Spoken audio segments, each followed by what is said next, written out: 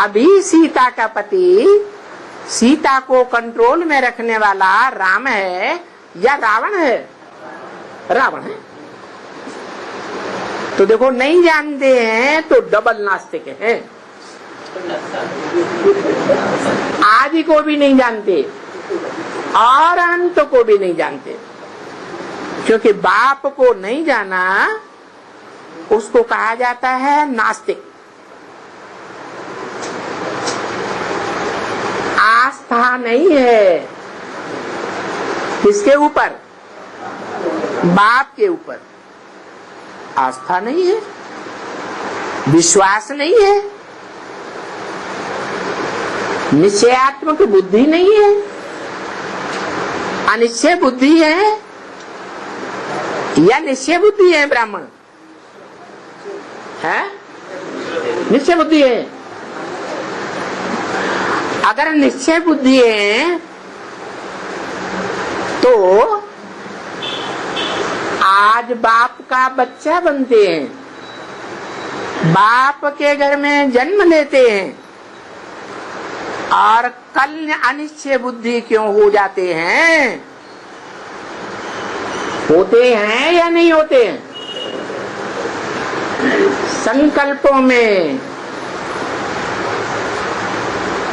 दृष्टि वृत्ति में, वाचा में, कर्मेंद्रियों में भी निश्चय बुद्धि होते हैं या अनिश्चय बुद्धि होते हैं? वो स्टेज है जिसे अमरलोक कहा जाता है। निश्चय बुद्धि लगातार एवरलास्टिंग टाइम तक 2500 वर्ष के लिए, तो कहेंगे अमरलोक में, नहीं तो मृत्युलोक में है या अमरलोक में है? मृत्युलोक में है। तो जब मृत्युलोक में है तो राम वाली आत्मा भी मृत्युलोक में हुई या अमरलोक में हुई है? अरे अमरलोक में हुई। अरे अमर बनाने वाला कौन है? हैं? अमर बनाने वाली आत्मा सुप्रीम सोल जिसे कहा जाता है, जो कभी मरती ही नहीं, त्रिकालदर्शी है, कभी भी अनिश्चय बुद्धि नहीं होती, सदैव निश्चयात्मक बुद्धि। कहा ही जाता है सदा शिव,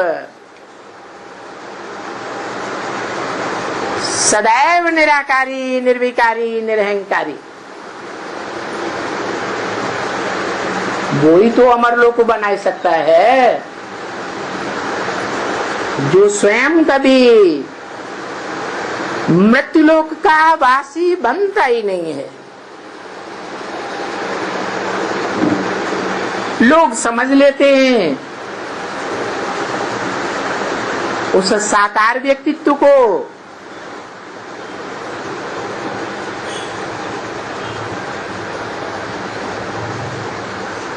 जो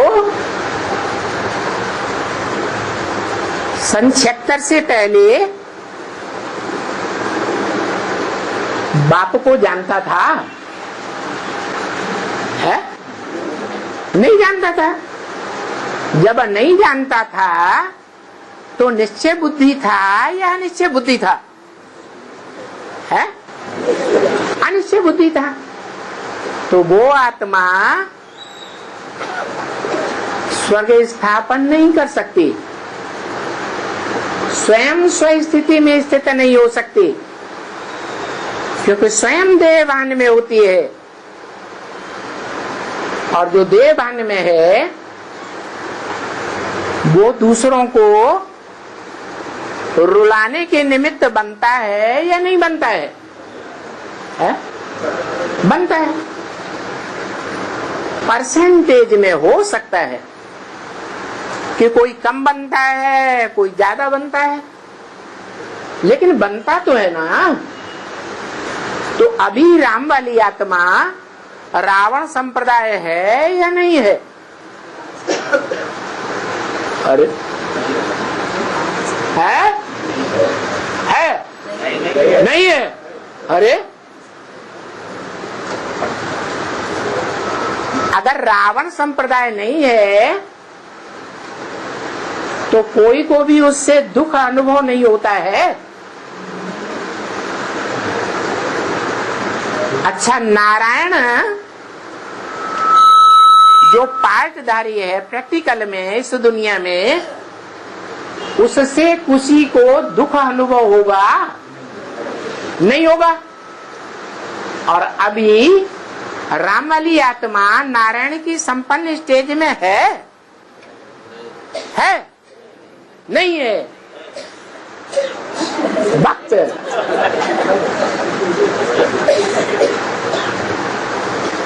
इसलिए बाबा ने कहा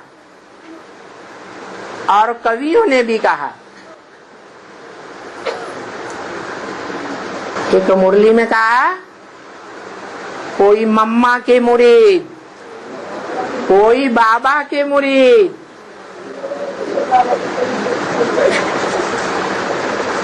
शिव बाबा को कोई पूछता ही नहीं। शिव शब्द जब आता है तो बुद्धि देह की तरफ जाती है या बिंदु आत्मा की तरफ जाती है?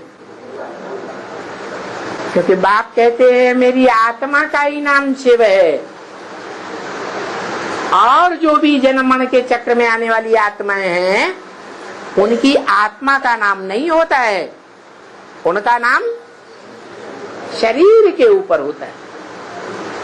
तो राम वाली आत्मा का नाम रखा गया है राम, या शरीर का नाम रखा गया है राम?